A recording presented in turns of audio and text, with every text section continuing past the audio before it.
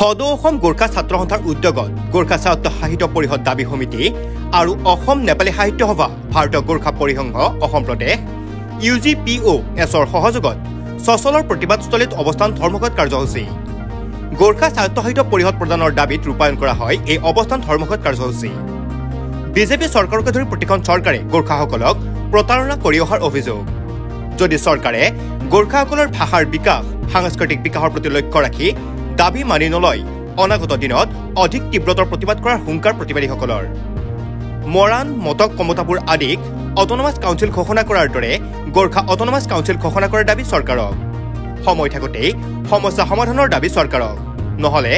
আগন্তুক সময়ত নিৰবিচ্ছিন্নভাৱে চৰকাৰৰ বিৰুদ্ধে বৃহৎ প্ৰতিবাদী কাৰ্যসূচী ৰূপায়ণ কৰাৰ হুংকাৰ প্ৰতিবাদী গোৰ্খাসকলৰ ভুল নকৰিব যে আমি কোনো গোৰ্খালেণ্ডৰ দাবী কৰা নাই প্ৰথম কথা স্পষ্ট হ'ব লাগিব দ্বিতীয় কথা হৈছে সদৌ অসম গোৰ্খা ছাত্ৰ সন্থাই 2003 চনৰ পৰাই গোৰ্খা স্বায়ত্ত শাসনৰ দাবী ঘোষণা কৰিছিলে 2003 চনৰ পৰা কৰা আমাৰ ধাৰাবাহিক আন্দোলনৰ ফলশ্ৰুতিত 2010 চনত তৎকালীন মুখ্যমন্ত্ৰী তৰুণ গগৈ চৰকাৰে আমাৰ গোৰ্খা ডেভেলপমেণ্ট কাউন্সিল কৰিছিলে কিন্তু 15 চনলৈকে অহালৈকে আমি 5.5 বছৰ গোৰ্খা ডেভেলপমেণ্ট কাউন্সিলে একো উন্নয়ন কৰিব নোৱাৰিলে আমি পুৰা চৰকাৰে ক'লো যে এখন কাউন্সিলৰ কাম নাই গোৰ্খা স্বায়ত্ত শাসন লাগিব কিন্তু তৎকালীন মুখ্যমন্ত্ৰী সৰ্বানন্দ সোণোৱালে ক'লে নাই বোলে গোৰ্খা ডেভেলপমেণ্ট কাউন্সিলৰ মোৰ ফাণ্ডিং দিম মোৰ পাৱাৰ দিম বুলি ক'লে কিন্তু তেওঁ মিছা কথা ক'লে ফুটুকা ফেল হ'ল আজিৰ তাৰিখলৈকে সেই গোৰ্খা ডেভেলপমেণ্ট কাউন্সিলৰ একো কাম নাই একো বিকাশ কৰিব নোৱাৰে না আমাৰ ভাষিক বিকাশ না সাংস্কৃতিক বিকাশ একো আমি কৰিব নোৱাৰিলোঁ গতিকে আমাৰ স্পষ্ট কথা গোৰ্খা স্বায়ত্ত শাসন আমাক লাগিব আমাৰ ভাষিক বিকাশৰ প্ৰয়োজন আমাৰ সাংস্কৃতিক বিকাশৰ প্ৰয়োজন এটা জাতি জীয়াই থাকিলে ভাষা আৰু সংস্কৃতি যদি বিকাশ নকৰোঁ সামগ্ৰিক যদি বিকাশ নকৰোঁ আমি কোনো পৰ্যায়ে আমি জীয়াই থাকিব লাভ নাই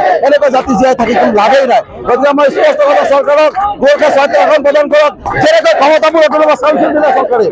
যেনেকৈ ক্ষমতাবোৰ অট'নমাছ কাউন্সিল দিলে যেনে Moran autonomous council Matak autonomous council দিলে ঠিক এতিয়া আৰিলে গোৰ্খা অট'নমাছ কাউন্সিল আমি বিচাৰিছোঁ চৰকাৰে গোৰ্খা অট'নমাছ কাউন্সিল দি গোৰ্খাসকলৰ সৰ্বাংগীন বিকাশৰ সময় থাকোঁতে চৰকাৰে সদিচ্ছা প্ৰকাশ কৰক সময় পাৰ হ'লে কিন্তু পৰিস্থিতি আৰু ভয়াৱহ আৰু তীব্ৰ আন্দোলন হ'ব পৰা সম্ভাৱনা পূৰ্ণ আছে নিৰ্বাচনলৈ বেছি দিন নাই কিবা আহ্বান জনাব নিশ্চয় এইকাৰণে কৈছোঁ চৰকাৰখনে চৰকাৰ হৈ নাথাকে নিৰ্বাচনৰ আগমুহূৰ্তত উপযুক্ত সময় আমি 2 মাহৰ আগত 3 মাহৰ আগত পোৱা নাই সম্পূৰ্ণ 1 বছৰ আছে 1 বছৰ আগতে আমি চৰকাৰক সক্ৰিয় দিব বিচাৰিছোঁ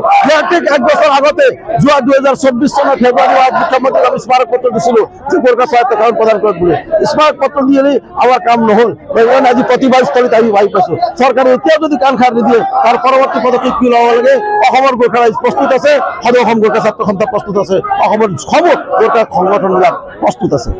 আমাৰ দাবীসমূহ বুলি তেনেকৈ একো নাই আমাৰ এটাই দাবী আছে সেইটো হৈছে গোৰ্খাসকলক স্বায়ত্ত শাসন প্ৰদান কৰিব লাগিব অসম চৰকাৰে গোৰ্খাসকলক স্বায়ত্ত শাসন প্ৰদান কৰিব লাগে বুলি আমি যিটো দাবী কৰিছোঁ তাৰ কাৰণটো হৈছে যে অসমৰ ঐতিহাসিক ক্ষেত্ৰখনক যদি আপোনালোকে চায় তেতিয়াহ'লে গোৰ্খাসকলৰ স্বাধীনোত্তৰ কালৰ আগৰ পৰা ইয়াত বৃহৎ এটা অৱদান আছে বৃহত্তৰ অসমীয়া জাতি গঠনৰ ক্ষেত্ৰত গোৰ্খাসকলৰ যিটো অৱদান সেই অৱদানৰ কথা চিন্তা কৰি অসম চৰকাৰে গোৰ্খাসকলক স্বায়ত্ত শাসন প্ৰদান কৰিব লাগিব আমাৰ চাওক জাতি এটাৰ ভাষা সাহিত্য সংস্কৃতিৰ পৰা আদি কৰি ৰাজনৈতিক যিটো অৱস্থান সেই অৱস্থানসমূহক চিন্তা কৰি অসম চৰকাৰে গোৰ্খাসকলক স্বায়ত্ত শাসন প্ৰদান কৰিব লাগিব আজি আমি আমাৰ ভাষা সাহিত্য সংস্কৃতিক আদি কৰি ৰাজনৈতিকভাৱে আমি বঞ্চিত হৈ আছোঁ গোৰ্খাসকলৰ সেই অধিকাৰসমূহৰ পৰা বচাবৰ কাৰণে অসম চৰকাৰে গোৰ্খাসকলক স্বায়ত্ত শাসন প্ৰদান কৰিব লাগে আমাৰ দাবী এইটো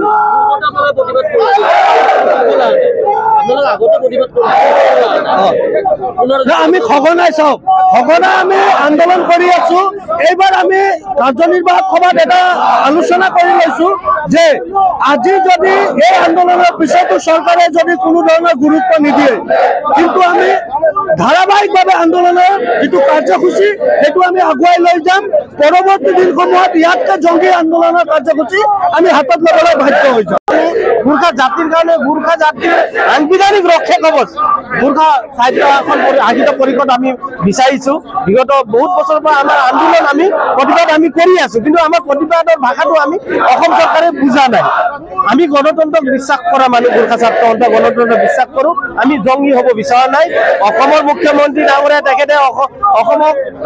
সংগঠনৰ আন্দোলন বন্ধ হৈছে বুলি কয়, কিন্তু এইটো মিছা কথা। তেখেতে হিটলাৰী নীতিৰে দমন কৰিব বিচাৰিছে সংগঠনবিলাকক, কিন্তু আমি আজি এই মজিয়াৰ পৰা তেখেতক সক্ৰিয় দিব বিচাৰিছো। গোৰ্খা ছাত্ৰ সন্থাই গণতন্ত্ৰত বিশ্বাস কৰে, সেইকাৰণে গণতান্ত্ৰিকভাৱে আমি আন্দোলন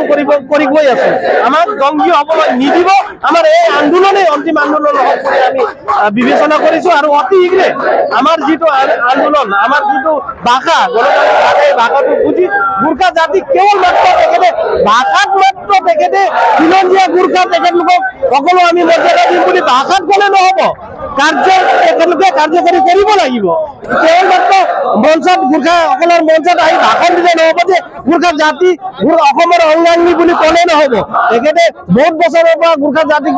কণা হাঁহ পঠান দিয়া নিচিনা তেখেতে কৰি আছে, কিন্তু এতিয়া সদৌ অসম গোৰ্খা ছাত্ৰ সন্থা জাগিছে। অতি শীঘ্ৰে গোৰ্খা জাতিক আৰু একো দিব নালাগে, কেৱল মাত্ৰ এটাই ডিমাণ্ড আমাৰ, গোৰ্খা সাহিত্য শাসিত পৰিষদ এয়া আমাক দিয়ক, তাৰ পাছত আমাক একোৱেই নালাগে। এইটো আমাৰ মুখ্য ডিমাণ্ড হয়। আৰু আজি ইয়াত আমি কেৱল মাত্ৰ গোৰ্খা ছাত্ৰ সন্থা এই মঞ্চত নাই, আজি এই আন্দোলন অসমৰ গোৰ্খাসকলৰ সকলো সংগঠনবিলাক আমি ঐক্যবদ্ধভাৱে আমি ইয়াত আন্দোলন কৰি আছো। আৰু এই আন্দোলন আমি নিৰবিচ্ছিন্নভাৱে আমি লৈ যাম। যদি আপুনি আন্দোলনৰ ভাষা গণতান্ত্ৰিক আন্দোলনৰ ভাষা নুবুজে, জংগী আন্দোলন কিন্তু গোৰ্খা ছাত্ৰ সন্থাই গঢ়ি তুলিব। কিন্তু তেখেতে ভাবিব লাগিব, তেখেতৰ নিৰ্বাচনো সমাগত, কিন্তু 2026 আহি আছে। গোৰ্খা জাতিক তেখেতে যদি কণা হাঁহ পঠান দিয়ে, মানে গোৰ্খা জাতিটো মানে সকলো কৰি ল'ম বুলি তেখেতে ভাবিছে, কিন্তু তেখেতে মূৰ্খৰ স্বৰ্গত বাস কৰি আছে। কিন্তু গোৰ্খা জাতি এতিয়া সজাগ হৈছে। গোৰ্খা জাতিক তেখেতে এনে প্ৰলোভন দি যে থব নোৱাৰে, এইটো স্পষ্ট কথা আজি এই মঞ্চেদি তেখেতক ক'ব বিচাৰিছো।